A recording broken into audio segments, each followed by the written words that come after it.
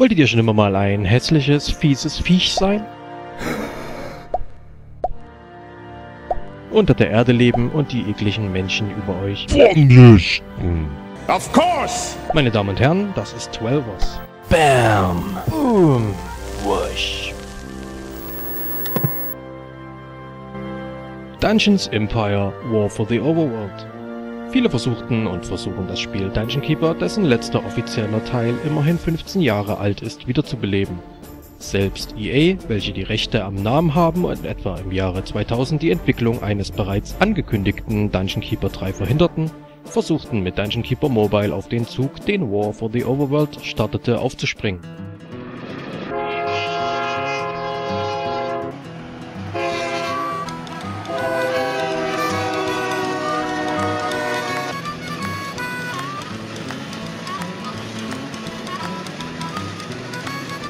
Dieses Spiel war vollgestopft mit Mikrotransaktionen und daher scheiße. Völlig unerwartet für mich tauchte nun in Steam Early Access ein weiterer Versuch auf, ein Spiel im Stile von Dungeon Keeper zu machen. Sogar Frau Merkel findet das so gut, dass sie ihr Gesicht zur Verfügung gestellt hat. 12ers ist ein Aufbau- und Echtzeitstrategiespiel. Man erkennt an jeder Ecke die Inspiration, welche aus Dungeon Keeper gezogen wurde. Imps graben unsere Tunnel und bauen unsere Räume. Orks und Trolle hauen unseren Gegnern auf die 12. Nur das Dungeon-Herz ist nicht mehr da. Also nicht so richtig. Ein fetter, hässlicher, schleimiger Kopf übernimmt dessen Rolle. Aber das Spiel ist keine 1:1 Kopie von Dungeon Keeper. Die Grundprinzipien wurden übernommen, aber zumindest bis jetzt mit sinnvollen Dingen erweitert.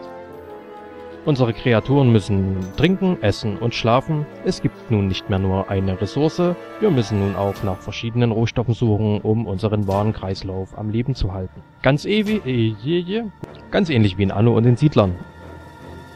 Ein platzierter Raum ist nun nicht mehr ein komplett funktionierender Raum, wir müssen nun auch Möbel darin platzieren, um ihm auch nur irgendeine Funktion zu geben. Wir können unsere Kreaturen ausrüsten und, was ich mal so richtig genial finde, das Spiel findet nun nicht mehr nur auf einer Ebene statt. Ich meine wirklich, schaut euch das Ding mal an, die Unterwelt besteht nun aus mehreren Schichten, die wir alle abbauen können. Man kopierte also nicht nur bei Dungeon Keeper und den Siedlern, sondern schnitt sich auch noch eine dicke Scheibe Minecraft ab. Der Trailer von Dungeon Keeper 3 ließ bereits vermuten, dass man demnächst auch über der Erde so richtig schön böse sein kann. Auch hier gibt es bereits eine Oberwelt, diese können wir uns mit Drücken der Z-Taste ansehen. Leider ist das im Moment auch alles, was wir können, in der aktuellen Version können wir sie noch nicht betreten. Außerdem ist, bis auf ein paar Bäume und Friedhöfe, noch nicht viel los. Also, was ist eigentlich das Spielziel? Nun, ich habe keine Ahnung. Ich weiß es nicht. Es gibt momentan nur einen freien Spielmodus und ich habe keine Ahnung, was als Spielziele mal so alles vorgesehen ist. Ich erwarte allerdings, überlebe X Angriffswellen, vernichte den feindlichen Keeper und besiege den Lord auf der Oberfläche.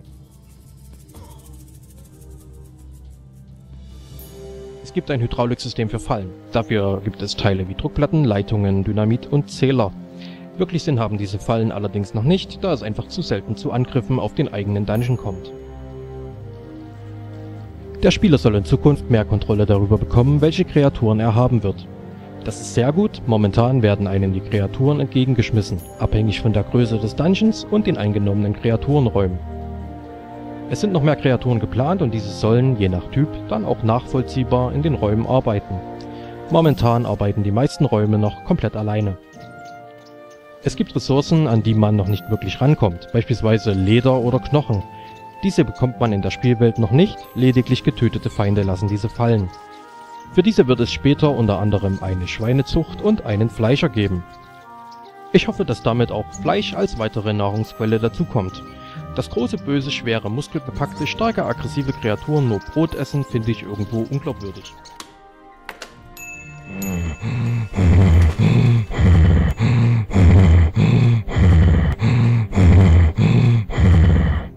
Ein Brot bitte. Die bereits erwähnte Oberfläche kommt natürlich auch noch, was man damit anstellen kann, muss ich allerdings noch zeigen. Ein Mehrspielermodus ist vorgesehen und natürlich wird es eine Kampagne geben. Man muss ja schließlich irgendein Ziel haben. Also, lohnt sich jetzt ein Kauf? Nein, man kann seine Minions noch nicht schlagen. Nein, ernsthaft, das Spiel ist schon ganz gut, die Wirtschaft verrennt sich allerdings öfters in einer Schleife. Beispiel, Ich hatte massenhaft Wasser an einer Flagge, der Ofen war allerdings der Meinung, dass es nicht genug Wasser im Dungeon gibt.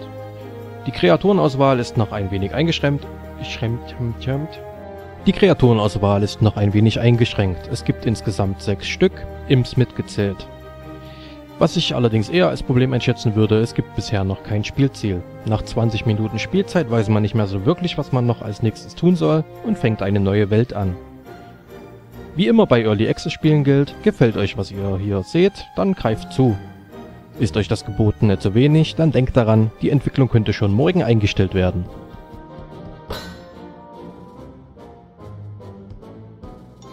Ein besonderes Angebot, abonniert mich jetzt bis zum 21.09.2029 völlig gratis und verpasst keins meiner Videos mehr. Danke für die Aufmerksamkeit.